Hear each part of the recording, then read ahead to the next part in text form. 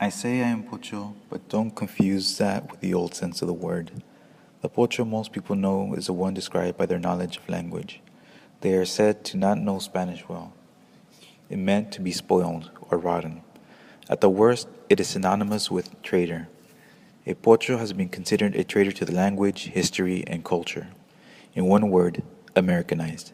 So if you are called a Pocho, you're not being given a compliment. So why would I call myself Pocho? I say so because I want to redefine the word, much in the same way Chicano was considered a pejorative but then became part of the civil rights movement. Because I don't think Pocho should be defined simply by the language that is spoken. I believe that an identity should not be defined simply by what it has lost, but should be understood by what it has gained. Because when people say Pocho, they do so without recognizing the history related to the identity. The child of someone who moved to the United States after the Mexican Revolution was considered a Pocho.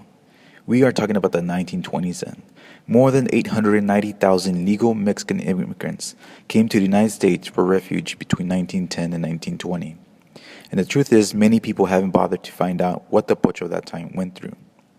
But if we take a look back at some of the literature, we will notice that a Pocho was a child of immigrant parents, lived during the time of border turmoil, and tried to adjust to American lifestyle.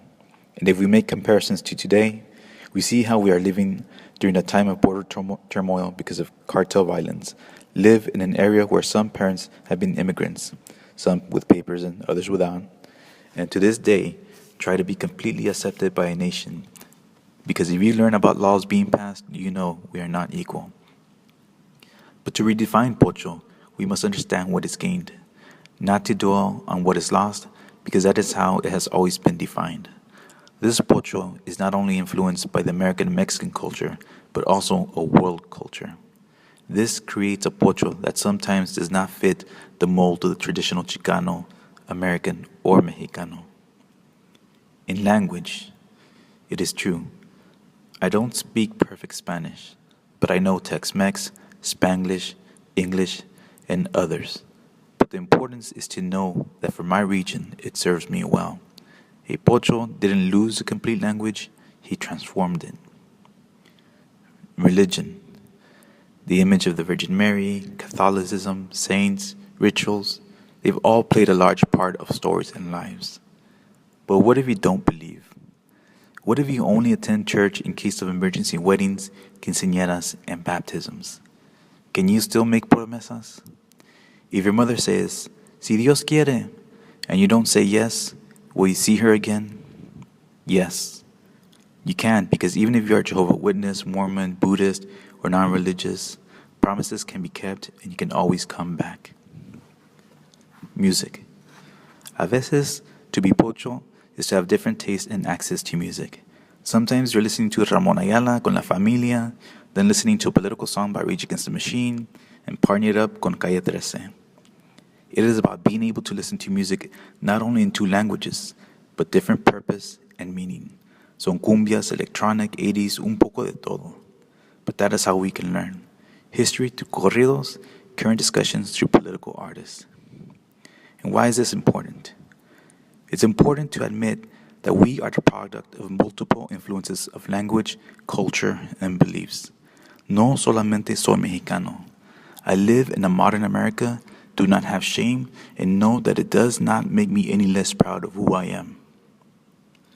So now we can begin to question how a Pocho should be redefined. But I'll leave that up to you, because it's your beliefs, experiences, and interests which should define you.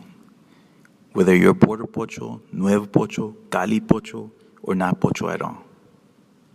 So when I say, yo soy Pocho, it is to empower myself. And I want you to leave you with a poem by Américo Paredes. Soy Pocho, Dios me haga orgullo de los pochos, así como los pochos son mi orgullo. Quisiera llegar a ser el orgullo de los pochos. Thank you. Un frontera pocho en San Antonio. Pregunta, ¿dónde está the no license fly-by noche taquerías, Tex-Mex buffet piratas hawked by chicas en minifaldas? Y mom, still paranoid, nunca se queda sentada, quiere hacer todo. O ¿cómo encuentro el chisme de un paletero, corn en un vaso y midnight raspas?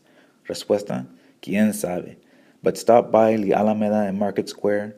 Tal vez encuentres cacahuates japonés, un gansito de chocolate, photos of Mexican placas. Pero aplácate con las morenitas. And during lunch en Milan Park, cierra tus ojos y será como Reynosa, español sin acentos, los carros alrededor gritando tu nombre. Even Chicanos. Even Chicanos get asco at a Prieto complexion and light siblings. Even Chicanos visit Pocho land and don't come back. Even Chicanos hide behind Jesus, maiden names, and peacocks. Even Chicanos chug Budweiser screaming, Mother, ¿por qué no me visitas? Even Chicanos marry Mexicanas, own 2 kids, and live complacently ever after. Being a non-believer in Mexican American means. Being a non-believer in Mexican American means only attending Mass in case of emergency weddings, quinceañeras, and firstborn